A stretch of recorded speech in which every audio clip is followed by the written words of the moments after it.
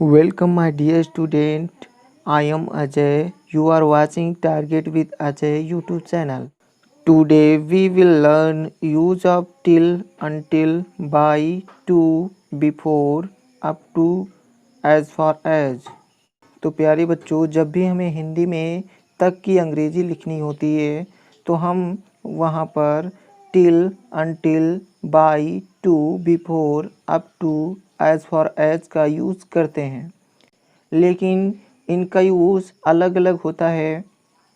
तो आज हम सीखेंगे कि तक के लिए हम कहाँ पर किसका यूज़ करते हैं।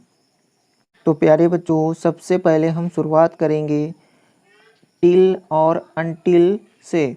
अब सबसे पहले हम सीख लेते हैं अनटिल और टिल का यूज़। अनटिल और टिल का यूज़ हम पीरियड ऑफ टाइम, समय की अवधि, एक निश्चित समय तक के लिए करते हैं। तो एक निश्चित समय के लिए हम अनटिल और टिल का यूज़ करते हैं। एग्जाम्पल से समझते हैं, जैसे मैं रात तक इंतज़ार करूँगा। इसका मतलब हुआ कि मैं रात तक इंतज़ार करूँगा, उसके बाद नहीं करूँगा। तो इसको हम टिल या अनटिल से बना सकते हैं। तो आई शैल वेट टिल या फिर अनटिल मिडनाइट। टिल और अनटिल लगाने से पता चलता है कि उसके बाद मैं कोई काम नहीं करूँगा, यानी उसके बाद मैं इंतज़ार नहीं करूँगा।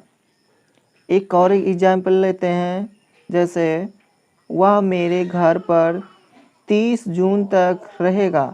वह मेरे घर पर 30 जून तक रहेगा। तो हम इसे ऐसे बनाएंगे, he will stay at my home until या फिर till June 13। He will stay at my home until या फिर टिल जून 30। तो इसका मतलब ये हुआ, जब हम अनटिल और टिल लगाते हैं तो इसका मतलब होता है एक निश्चित समय तक, यानी उसके बाद नहीं। जैसे वह 30 जून तक रहेगा, यानी वह 30 जून के बाद नहीं रहेगा, चला जाएगा। तो प्यारे बच्चों, आशा करते हैं आपको ये समझ में आया होगा। अब देखते हैं टिल, अनटिल और टू का यूज़ हम तक के लिए कब करते हैं। तो प्यारे बच्चों, यदि वाक्य में फ्रॉम आता है तो हम टू का यूज़ करते हैं, और वहाँ पर टिल और अनटिल का भी यूज़ करते हैं। तो देखते हैं, एग्जाम्पल लेते हैं, जैसे मैं साधारणतया 9 से 5 तक काम करता हूँ। तो हम इसे ऐसे बना सकते हैं, I usually work from 9 to 5। या फिर हम इसे टिल या अनटिल से बना सकते हैं और कह सकते हैं, I usually work from 9 until या फिर टिल 5।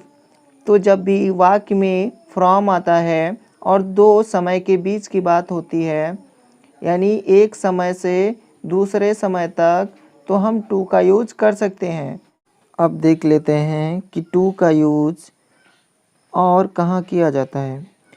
तो टू का यूज़ हम दूसरा करते हैं, समय को काउंट करने पर टू का यूज़ होता है। लगता है आप समझे नहीं। चलते एग्जाम्पल लेते हैं, मेरे बर्थडे तक 3 और सप्ताह हैं। मेरे बर्थडे तक 3 और सप्ताह हैं।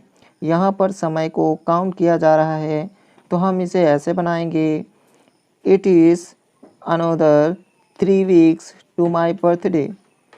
It is another 3 weeks to my birthday. अब यहाँ पर टू की जगह पर टिल और अनटिल का यूज़ किया जा सकता है। अब देखते हैं टू का यूज़ कहाँ पर नहीं करना चाहिए। तो टू का यूज़ निश्चित समय या बजे के लिए तक की अंग्रेजी के लिए नहीं करते हैं। तो यहाँ पर एग्जाम्पल से समझते हैं, जैसे मैंने उसका 6 बजे तक इंतज़ार किया लेकिन वह नहीं आई। मैंने उसका 6 बजे तक इंतज़ार किया लेकिन वह नहीं आई। तो हम इसे ऐसे बनाएंगे, आई वेटेड फॉर हर अनटिल या फिर till 6 o'clock but she didn't कम। हम इसे टू से नहीं बना सकते और ऐसे नहीं कह सकते I waited for her to 6 o'clock but she didn't come. ये कहना गलत होगा। अब देखते हैं टिल और अनटिल का यूज़ कहाँ नहीं किया जाता है। तो टिल और अनटिल का यूज़ हम डिस्टेंस या फिर क्वांटिटी के अर्थ में तक की अंग्रेजी के लिए नहीं करते हैं। डिस्टेंस और क्वांटिटी के लिए हम टिल और अनटिल का यूज़ नहीं करते हैं। उसकी जगह पर हम अप टू या फिर एज फॉर एज का यूज़ करते हैं। तो चलते हैं कुछ एग्जाम्पल के द्वारा समझते हैं। जैसे एग्जाम्पल है, हम जंगल के किनारे तक टहले। हम जंगल के किनारे तक टहले। तो इसमें डिस्टेंस की बात हो रही है, तो हम यहाँ पर टिल या अनटिल का यूज़ नहीं कर सकते। तो हम इसे ऐसे बनाएंगे, we walked as far as या फिर up to the edge of the forest. हम यहाँ पर ऐसे नहीं कह सकते वी वॉकड अनटिल या फिर till as of the forest. ऐसा कहना गलत होगा। चलते हैं एक क्वांटिटी का एग्जाम्पल लेते हैं।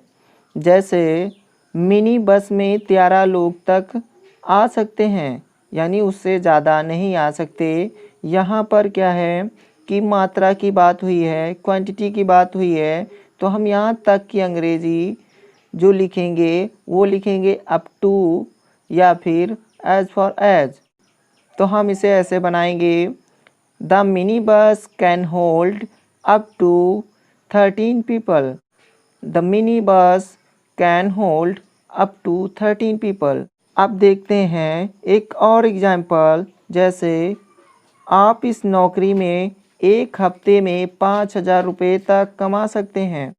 तो हम यहाँ पर क्वांटिटी मात्रा की बात कर रहे हैं, तो हम इसको ऐसे बनाएंगे, you can earn up to 5,000 a week in this job. You can earn up to 5,000 a week in this job. यहाँ पर हम बच्चों टिल और अनटिल का यूज़ नहीं कर सकते। आशा करते हैं आपने अच्छी प्रकार से समझ लिया होगा।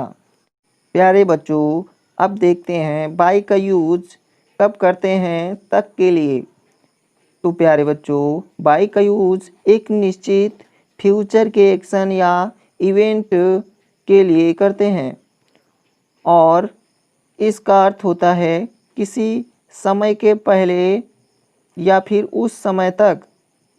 लगता है आप समझे नहीं। तो चलते हैं एग्जाम्पल लेते हैं। Can you repair my watch if I leave it until Saturday. क्या आप मेरी घड़ी रिपेयर कर सकते हैं यदि मैं इसे सैटरडे तक यहाँ छोड़ दूँ। No but we can do it by next Tuesday. अब यहाँ पर बाय का यूज किया गया है और बताया गया है कि नहीं, मैं इसे अगले ट्यूसडे के पहले तक इसे मैं कर दूंगा, यानी तुम्हारी घड़ी रिपेयर कर दूंगा। यानी ट्यूसडे के बाद नहीं, उसके पहले ही पहले मैं जो है तुम्हारी घड़ी को रिपेयर कर दूंगा। तो बाई लगाने से ये पता चलता है कि कोई काम समय से पहले या फिर उस समय तक हो जाएगा। तो आशा करते हैं आपको ये समझ में आया होगा। चलते हैं एक और एग्जांपल लेते हैं। जैसे मुझे संडे तक एक कार खरीदनी है। यदि हम इसे बाई से बनाते हैं तो हमें पता चलेगा कि हम संडे से पहले ही कार को खरीद लेंगे। तो हम इसे ऐसे बनाते हैं, I have to purchase a car by Sunday. मुझे संडे के पहले ही एक कार को खरीद लेना है।